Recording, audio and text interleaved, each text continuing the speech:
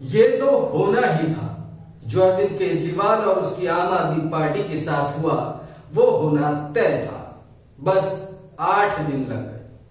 11 मई को देश की सुप्रीम कोर्ट ने दिल्ली सरकार की पावर को बढ़ा दिया था, जिसके बाद आम आदमी पार्टी ने जश्न मनाया भी जाना चाहिए था, क्योंकि वो जनता के द्वारा चुनी गई पार्टी है। लेकिन दिल्ली में उसकी पावर कम थी, जिसे सुप्रीम कोर्ट के फैसले से पहले सीमित रखा गया था।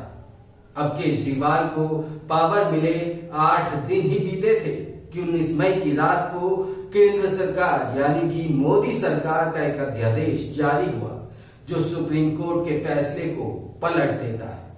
यानी 11 मई से पहले जिस सीमित अधिकारों के साथ केजरीवाल सरकार दिल्ली में काम कर रही थी, उतने ही सीमित अधिकारों के साथ उसे दोबारा काम करना होगा। प्रधानमंत्री नरेंद्र मोदी इस वक्त जापान में है, लेकिन जापान जाते जाते वो ऐसा खेल कर गए कि आम आदमी पार्टी और केजरीवाल के होश उड़ गए। बीती रात यानी कि 19 मई की रात को आम आदमी पार्टी के नेता सोए नहीं होंगे। वजह थी मोदी सरकार का वो अध्यादेश जो रात करीब 11 बजे आया।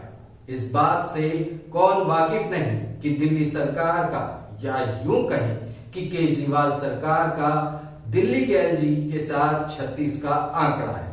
केजरीवाल चाहते थे कि दिल्ली की जनता ने उन्हें चुना है तो पावर उनके पास होनी चाहिए। उन्हें हर बात के लिए, हर फैसले के लिए एलजी के दरवाजे पर नहीं जाना चाहिए। अब केंद्र, दिल्ली सरकार और एलजी के बीच जो खेल चल रहा है उसे समझने के लिए हम 2021 से बात शुरू करते हैं। 2021 में दिल्ली में आम आदमी पार्टी की सरकार थी। दिल्ली में विधानसभा और सरकार के कामकाज के लिए एक रूपरेखा बनाने के लिए राष्ट्रीय राजधानी क्षेत्र सरकार अधिनियम 1991 लागू किया गया। 2021 में केंद्र सरकार ने इसमें संशोधन किया। संशोधन के तहत दिल्ली में सरकार का संचालन, कामकाज को लेकर बदलाव किए गए। इसमें उपराज्यपाल यानी एलजी को अतिरिक्त ताकत दी गई। संशोधन के मुताबिक चुनी हुई सरकार हर फैसला लेने से पहले एलजी की राय जरूर लेगी। अधिनियम में किए गए संशोधन में कहा गया था, राज्य की विधानसभा द्वारा बनाए गए किसी भी कानून में सरकार का मतलब उपराज्यपाल होगा। इस लाइन पर अरविंद केजरीवाल को आपत्ति थी, जिसे लेकर आम आदमी पार्टी ने सुप्रीम कोर्ट का दरवाजा खटखटाया। अरविंद केजरीवाल की सरकार ने सुप्रीम कोर्ट से मांग की कि राजधानी में भूमि और पुलिस जैसे कुछ मामलों को छोड़कर बाकी सभी मामलों में दिल्ली की चुनी हुई सरकार की सर्वोच्चता होनी चाहिए। यानी सीधे शब्दों में कहें तो दिल्ली सरकार की पावर को बढ़ा दिया जाए और एलजी की पावर को कम कर दिया जाए। सुप्रीम कोर्ट ने 11 मई को सर्वसम्मति से फैसला सुनाते हुए कहा, एलजी के पास दिल्ली से जुड़े सभी मुद्दों पर व्यापक प्रशासनिक अधिकार नहीं हो सकते। एलजी की शक्तियां उन्हें दिल्ली विधानसभा और निर्वाचित सरकार की विधायी शक्तियों में हस्तक्षेप करने का अधिकार नहीं देती। अधिकारियों की तैनाती और तबादले का अधिकार दिल्ली सरकार के पास होगा। चुनी हुई सरकार के पास प्रशासनिक सेवा का अधिकार होना चाहिए। उपराज्यपाल को सरकार की सलाह माननी होगी और पुलिस, पब्लिक ऑर्डर और लैंड का अधिकार केंद्र के पास ही रहेगा। सुप्रीम कोर्ट के फैसले के बाद पुलिस, पब्लिक ऑर्डर और लैंड को छोड़कर दिल्ली सरकार के पास दूसरे राज्यों की तरह अधिकार होंगे। दिल्ली सरकार अधिकारियों की तैनाती और तबादले अपने हिसाब से कर सकेगी।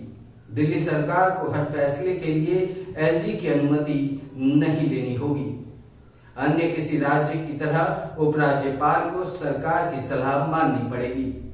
जिन मुद्दों पर केंद्र का कानून नहीं है, उस मसले में चुनी हुई सरकार कानून बना सकेगी। यानी कुल मिलाकर दिल्ली में मोदी सरकार की ताकत को सुप्रीम कोर्ट ने हल्का कर दिया और केजरीवाल सरकार की ताकत को सुप्रीम। अब प्रधानमंत्री मोदी, बीजेपी या केंद्र सरकार इसे इतनी आसानी से कैसे बचा सकती थी?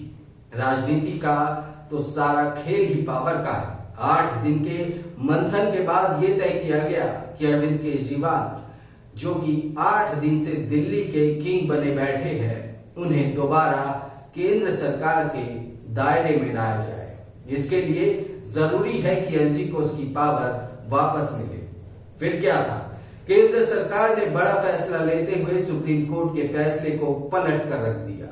दिल्ली में अधिकारियों के ट्रांसफर पोस्टिंग के लिए केंद्र सरकार का नया अध्यादेश आया। नए अध्यादेश के जरिए अधिकारियों के ट्रांसफर और पोस्टिंग के अधिकार दिल्ली के उपराज्यपाल यानी एलजी को दिए गए हैं। ऐसा नहीं है कि केंद्र सरकार के पास अध्यादेश लाने के सिवा कोई और रास्ता नहीं था। रास्ते थे, जैसे केंद्र सरकार सुप्रीम कोर्ट के फैसले के खिलाफ रिव्यू पिटीशन दाखिल कर सकती थी या इसे बड़ी बेंच के पास भेजने की अपील कर सकती थी। अगर रिव्यू पिटीशन पर सुप्रीम कोर्ट दिल्ली सरकार के पक्ष में फैसला सुनाती तो क्यूरेटिव याचिका भी दाखिल की जा सकती थी, लेकिन इस सब मामले में देर लगती। तो पावर को रिगेन करने के लिए केंद्र सरकार अध्यादेश लेकर आ गई, जिसने सुप्रीम कोर्ट के फैसले को पलटने के साथ ही पलट दी केजरीवाल की पावर भी। आपको ये जानकारी कैसी लगी हमें कमेंट करके जरूर बताएं और ऐसी ही खबरों के लिए सब्सक्राइब करें इंडिया लाइव को।